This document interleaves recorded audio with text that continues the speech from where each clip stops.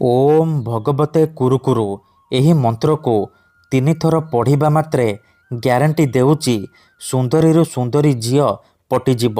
ସୁନ୍ଦରୀ ବିବାହିତା ନାରୀ 5 ମିନିଟରେ ତୁମ ପାଖକୁ ଆସିବ। ଯାହା ଚାହିଁବେ ତାହା କରିବ। କେବଳ ଆପଣଙ୍କୁ ଓମ୍ ଭଗବତେ କୁରୁକୁରୁ ଏହି ମନ୍ତ୍ରକୁ 3 ଥର ପଢ଼ିବାର ଅଛି। ତାପରେ ଦେଖିବେ ଚମତ୍କାର। ଯଦି ଆପଣ କେଉଁ ଝିଅ ବା ବିବାହିତା ନାରୀକୁ ଦେଖି ତା ଆଡ଼କୁ ଆକର୍ଷିତ ହେଉଛନ୍ତି, ତାକୁ ପଟେଇ ତାଠାରୁ ନିଜର ମନ ମୁତାବକ କାମ ହାସଲ କରିବାକୁ ଚାହୁଁଛନ୍ତି, ତେବେ ଆଜି ରାତିରେ ଶୋଇବା ପୂର୍ବରୁ ଓମ୍ ଭଗବତେ କୁରୁକୁରୁ ଏହି ମନ୍ତ୍ରକୁ 3 ଥର ପଢ଼ି ଦିଅନ୍ତୁ। ଗ୍ୟାରେଣ୍ଟି ଦେଉଛି ଯେଉଁ ଝିଅ ବା ବିବାହିତା ନାରୀ ପାଇଁ ଆପଣ ଏହି ମନ୍ତ୍ରକୁ ପଢ଼ିବେ, ସିଏ ଆପଣଙ୍କ ପାଖକୁ ଆସିବା ପାଇଁ ବାଧ୍ୟ ହେବ। ଯାହା ଚାହିଁବେ ତାହା କରିବ। ଏହି ବଶୀକରଣ ମନ୍ତ୍ର ଏତେ ଶକ୍ତିଶାଳୀ କି ସେ ଝିଅ ହେଉ ବା ସୁନ୍ଦରୀ ବିବାହିତା ନାରୀ ରାତି ଦିନ ଆପଣଙ୍କ କଥା ଭାବିବ। ନିଜେ ଆସିବ ଆପଣଙ୍କ ସହିତ କଥା ହେବ। ଆପଣଙ୍କୁ ନ ଦେଖି ରହିପାରିବନି। ନମସ୍କାର ଫ୍ରେଣ୍ଡସ୍, ଓଡ଼ିଆ ଫଣ୍ଡା ଚ୍ୟାନେଲକୁ ଆପଣମାନଙ୍କୁ ସ୍ୱାଗତ। ଆଜିର ଏହି ଭିଡ଼ିଓଟିରେ ମୁଁ ଆପଣଙ୍କୁ ଏମିତି ଏକ ମହାଶକ୍ତିଶାଳୀ ବଶୀକରଣ ମନ୍ତ୍ର ଶିଖେଇବି। ଆପଣ ଏହି ମନ୍ତ୍ରକୁ 3 ଥର ପଢ଼ିବାର ଅଛି। ତାପରେ ଦେଖିବେ ଯେଉଁ ଝିଅ ଆପଣଙ୍କୁ ଭାව ଦେଉନଥିଲା, ଇଗ୍ନୋର କରୁଥିଲା, ସେ ଝିଅ କିପରି ନିଜେ ଆସି ଆପଣଙ୍କ ସହିତ କଥା ହେବ। ଯେଉଁ ବିବାହିତା ନାରୀକୁ ଆପଣ ଦିନରାତି ଭାବୁଛନ୍ତି, ତାର ସୁନ୍ଦରତାକୁ ଦେଖି ତା ଆଡ଼କୁ ଆକର୍ଷିତ ହେଉଛନ୍ତି, ତାକୁ ପଟେଇବାକୁ ଚାହୁଁଛନ୍ତି, ତାଠାରୁ ନିଜର ମନ ମୁତାବକ କାମ ହାସଲ କରିବାକୁ ଚାହୁଁଛନ୍ତି, ସେ ନାରୀ ରାତି ଦିନ ଆପଣଙ୍କୁ ଫୋନ କରିବ, ଘରକୁ ଡାକିବ, ଯାହା ଚାହିଁବେ ତାହା କରିବ। କୌଣସି ପ୍ରକାର ବାଧା ଦେବ ନାହିଁ। ଏହି ବଶୀକରଣ ବିଧିକୁ କେହି ବି ଅତି ସହଜରେ କରିପାରିବେ।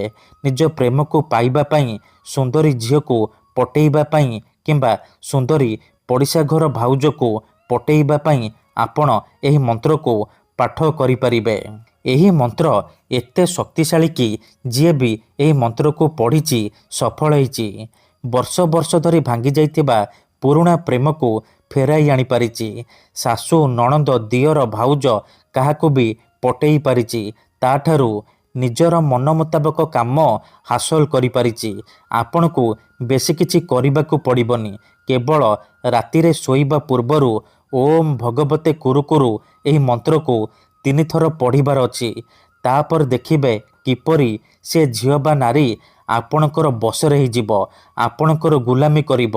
ଆପଣ ତାକୁ ଯାହା କହିବେ ସିଏ କରିବ। ଯଦି କେଉଁ ଝିଅ ଆପଣଙ୍କୁ ଧୋକା ଦେଇଛି, ଛାଡ଼ି ପଳେଇଛି, ଆପଣଙ୍କର ନମ୍ବର ବ୍ଲକ୍ କରିଦେଇଛି, ଆପଣଙ୍କ ସହିତ କଥା ହେଉନି, ଅନ୍ୟ କାହାକୁ ଭଲ ପାଉଛି, ଅନ୍ୟ କାହା ସହିତ କଥା ହେଉଛି, ଆଉ ଆପଣ ସେ ଝିଅକୁ ଫେରି ପାଇବାକୁ ଚାହୁଁଛନ୍ତି, ତେବେ ଶୋଇବା ପୂର୍ବରୁ ଏହି ମନ୍ତ୍ରକୁ 3 ଥର ପଢ଼ି ଦିଅନ୍ତୁ। ସେ ଝିଅ ଯେତେ ଦୂରରେ ଥିଲେ ମଧ୍ୟ ରାତି ଦିନ ଆପଣଙ୍କ କଥା ଭାବିବ। ନିଜେ ଆସିବ ଆପଣଙ୍କର ପାଦ ତଳେ ପଡ଼ିବ, ଆପଣଙ୍କୁ ଭଲ ପାଉଛି ବୋଲି କହିବ। ଏହି ବଶୀକରଣ ସାହାଯ୍ୟରେ ହଜାର ହଜାର ଲୋକମାନେ ଲାଭବାନ ହେଇଛନ୍ତି। ତେଣୁ ଆପଣ ବି ମୋ କଥା ମାନି ଏହି ବଶୀକରଣ ଗୋଟିଏ ଥର କରନ୍ତୁ।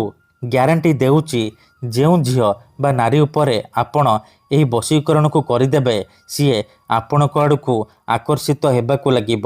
ଆପଣଙ୍କର ଇସାରାରେ ନାଚିବ। ଆପଣ ତାକୁ ଯାହା କହିବେ ସିଏ କରିବ। ତେବେ ଏହି ବଶୀକରଣକୁ ଆପଣ କିପରି କରିବେ, କେମିତି କରିବେ, ଏହାର ପ୍ରୟୋଗ ବିଧି କ'ଣ, ମୁଁ ଆପଣଙ୍କୁ ଶିଖେଇବି। ସମ୍ପୂର୍ଣ୍ଣ ପ୍ରୟୋଗ ବିଧି ଠିକ୍ ଭାବରେ ଶିଖେଇବି। ଜାଣିବା ପାଇଁ ଆପଣ ଭିଡ଼ିଓଟିକୁ ଧ୍ୟାନ ସହିତ ଶେଷ ପର୍ଯ୍ୟନ୍ତ ଦେଖନ୍ତୁ। ଅଧାରୁ ଛାଡ଼ିକି ପଳେଇଲେ, କାଟି କାଟି ଦେଖିଲେ ଆପଣ କିଛି ବି ବୁଝିପାରିବେନି।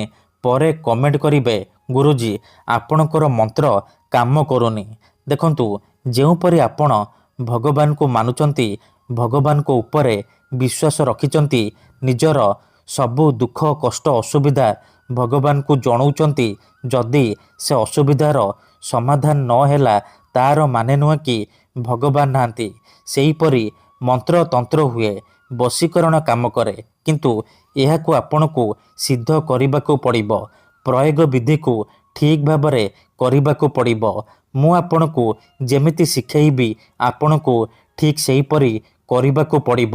ତେବେ ଯାଇ ମୁଁ ଆପଣଙ୍କୁ ଗ୍ୟାରେଣ୍ଟି ଦେଉଛି ଆପଣ ଯେତେ ସୁନ୍ଦରୀ ଝିଅ ବା ସୁନ୍ଦରୀ ଭାଉଜକୁ ଚାହିଁବେ ପଟେଇ ପାରିବେ। ତେଣୁ ମୋର ଆପଣମାନଙ୍କୁ ଅନୁରୋଧ କି ମନରେ କୌଣସି ଖରାପ ଉଦ୍ଦେଶ୍ୟ କିମ୍ବା କୌଣସି ଖରାପ କାମ ପାଇଁ ଆପଣ ଏହି ମନ୍ତ୍ରକୁ ପଢ଼ିବେନି। କାହିଁକି ନା ଏହାର କୌଣସି ପ୍ରକାର କାଟ ନାହିଁ।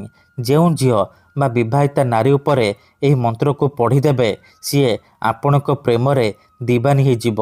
ପାଗଳି ପରି ଆପଣଙ୍କୁ ଭଲ ପାଇବାକୁ ଲାଗିବ। ଆପଣଙ୍କୁ ନ ଦେଖି ରହିପାରିବନି। କେବଳ ଆପଣଙ୍କୁ ରାତିରେ ଶୋଇବା ପୂର୍ବରୁ ଓମ୍ ଭଗବତେ କୁରୁକୁରୁ ଏହି ମନ୍ତ୍ରକୁ 3 ଥର ପଢ଼ିବାର ଅଛି।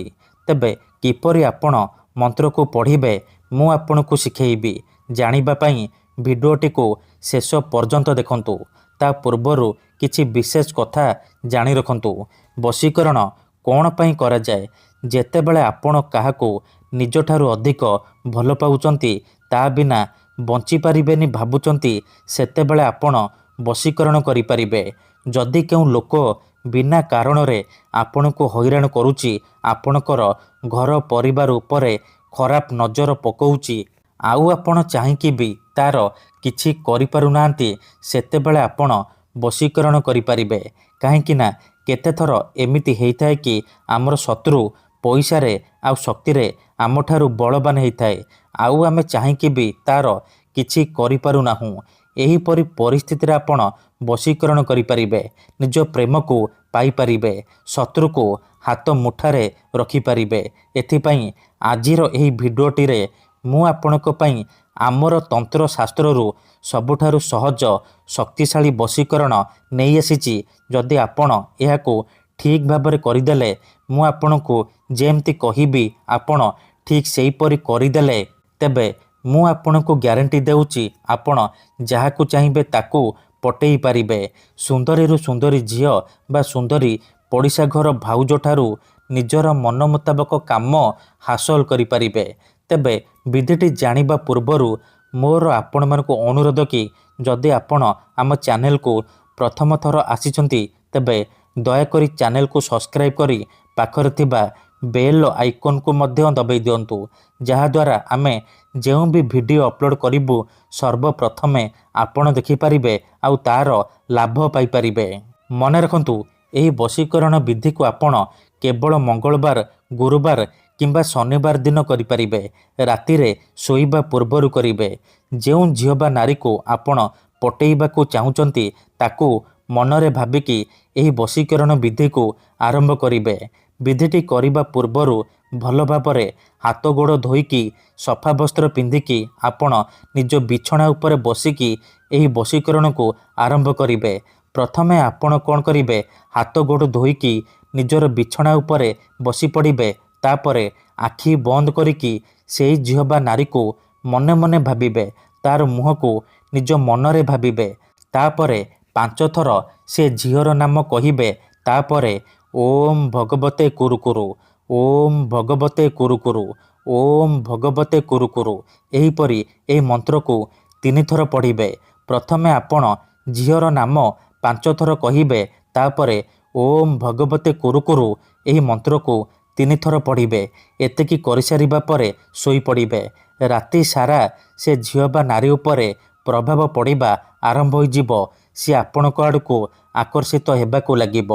ଧନ୍ୟବାଦ।